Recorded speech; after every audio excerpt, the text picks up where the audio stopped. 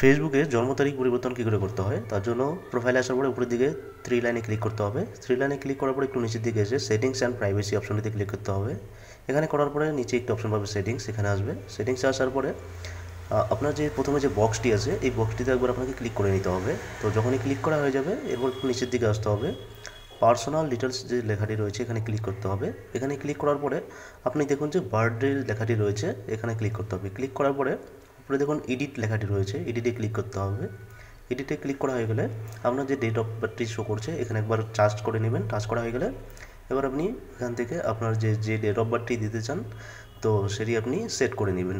তো আমরা date of বার্থটি choose করে সেট করে নিচ্ছি। সেট করা হয়ে গেলে এবার নিচে দেখুন অপশনটি আছে সেভ, এখানে সেভ করে নেবেন। সেভ করা হয়ে গেলে এবার এখানে বলবে যে কনফার্ম করার জন্য, তো আমরা কনফার্ম করে নেব। কনফার্ম করা হয়ে গেলে একটু অপেক্ষা করব। এরপর দেখুন আমার যে ডেট অফ বার্থটি ছিল সেটি সম্পূর্ণ চেঞ্জ হয়ে গিয়েছে।